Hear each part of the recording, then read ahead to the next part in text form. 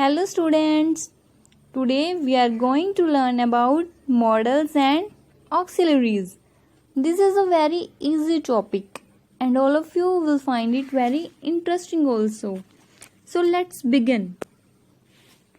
Auxiliaries verbs help the main sentence to form tenses, passive forms, questions, negative, etc. Hence, they are also known as the helping verbs. It means that auxiliary verbs are the helping verbs which help the main sentence to form tenses, and passive forms, sometimes questions and negative sentences. There are mainly three types of auxiliaries verb, that is have, be and to. So let's read about these three verbs. First of all, to be. We can use these three verbs in different aspects, that is in present form, past form and future form. The present form for to be, or we can say be, is mr, and here we use ing with the first form of verb. But in past tense we use was or were in place of is mr, and in future tense we use will be or shall be. Have. In present form we use has or have. In past we use had, and in future we use will have, shall have. Third, to do. To do is simply to do something, means for doing something, and it is mainly used to make the sentences question form or in negative form. In present we use do, does. In past we use did, and in future we use. Now we will learn the use of auxiliary verb. First of all, be.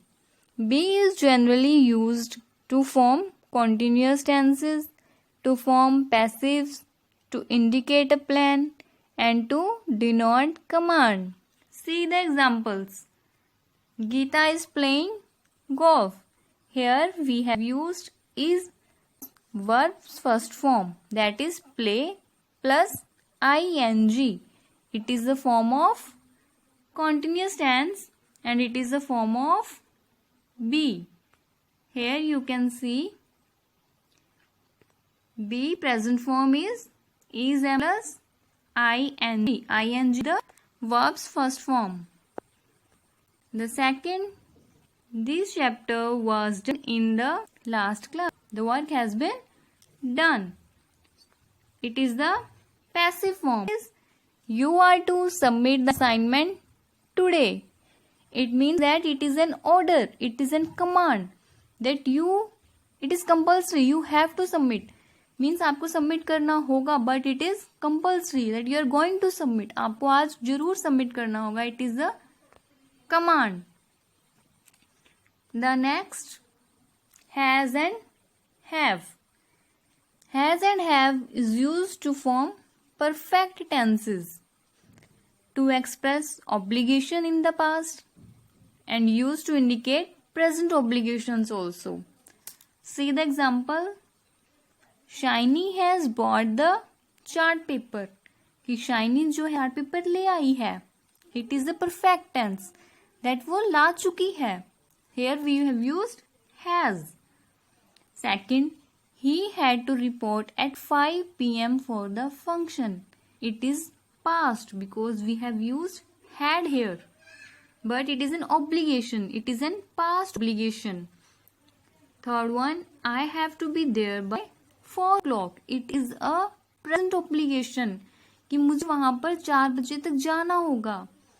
4 बजे मुझे वहां पर होना होगा. I have to be there by 4 o'clock. It is present.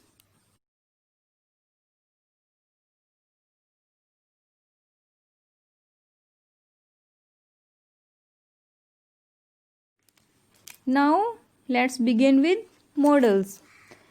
Further about auxiliary verbs you will read in your next classes. So modals are also helping verbs, but these are different from the auxiliary verbs. Helping verbs like can, could, might, may, shall, should, etc. are known as modals. These tell us the mode of any work, like such an ability of any person, possibility of doing anything, probability, permission, etc. So we should start learning the modals. First of all is can or could. Can is generally used to make a request, seek or grant any permission, or to show the ability. Let's see the uses. First of all, to request someone. Sometimes when we request to anybody, then we use can. Like, can you help me with my work? This is a request. क्या तुम मेरी help करोगे? Can you help me with my work? So when we make request, it is a general request, not much polite. Generally जब हम किसी से पूछते हैं, request करते हैं, then we can use the can. Second is to grant permission. Like जब हम किसी से permission लेते हैं, can I borrow your pen? It is a permission. That can I take your pen? क्या मैं तुम्हारा पेन ले सकता हूँ? Third is to show ability. Ability means the power of anybody to do something. Like, I can write 5 poems a day. It is the ability of a person that he or she can write 5 poems a day. Like, I can, मैं लिख सकता हूँ 5 poems a day. It is the ability. मैं ये कर सकता हूँ. And could is generally the past form for can. The next is will. Will is generally used to express belief about the present or future, to talk about what people want to do, and to make promises, offers, and requests. So let's begin it with that expressing belief. Expressing belief means like जब हम अपने beliefs को express करते हैं, that see the example, John will be in his office. It is a belief. ये उसका विश्वास है कि जॉन अपने ऑफिस में होगा, and it is about the present. Second is to talk about what people want to do. Like, see the second, take the train. It is about future. What he want to do, he want to take the train. So we will have to take the train in future. Third is to make promises, offers, and request. Like, I will do that. It is a promise कि मैं इसे करूँगा. I will do that. The next one is would. So would is generally used to talk about the past, or we can say that it is the past form of will. Second, to talk about imagination. And third, for politeness. Let's see the examples. Dad would not lend me the car, so we had to take the train. It shows the past, but in that past, the person is talking about the future. It means that he was saying कि पापा मुझे car नहीं देंगे तो मुझे train लेनी पड़ेगी. But it is in the past कि पापा मुझे कार नहीं देने वाले थे, इसलिए मुझे ट्रेन लेनी पड़ी उस टाइम में. So here we use would. Second, it would be very expensive to stay in a hotel. See the sentence. Person is just imagining that the hotel is very expensive. वो imagine कर रहा है कि एक hotel में stay करना very expensive होगा. Here we use would. The third is would you carry this for me?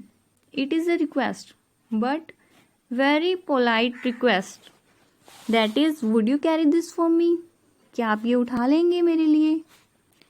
I think all of you understood this. So the next one is shall. Shall is generally used with I and we to show the future actions. Apart from this, it is used to make a suggestion, to ask questions politely, to deliver obligation and requirement. We can understand it very well. These examples. You shall abide by the laws. Here, the person is saying that you shall abide by the laws. आपको जो कानून है उसके according चलना चाहिए, कानून को मानना चाहिए. It is a suggestion. Here we use shall. The second is shall we dance. क्या हम डांस करें? It is a question, but it is very polite question. It is not an order or command. Here we use shall. Shall we dance? The third is students shall not enter this room. It is an obligation कि students को ऐसा नहीं करना चाहिए. Students shall not enter this room. The next one is should. Should is used to express an opinion, suggestion, preference or an idea. Like हमें ऐसा करना चाहिए. हम किसी को फोर्स नहीं कर सकते. We can give an advice and then there we use should.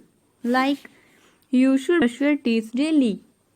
आपको अपने ब्रश जो है डेली, अपने टीथ जो है डेली ब्रश करने चाहिए.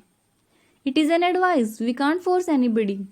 Next is I should take a bus this time. मुझे इस टाइम पर बस लेनी चाहिए. So about other models we will read in the next lecture. And if any student have any query regarding this, they may ask to me.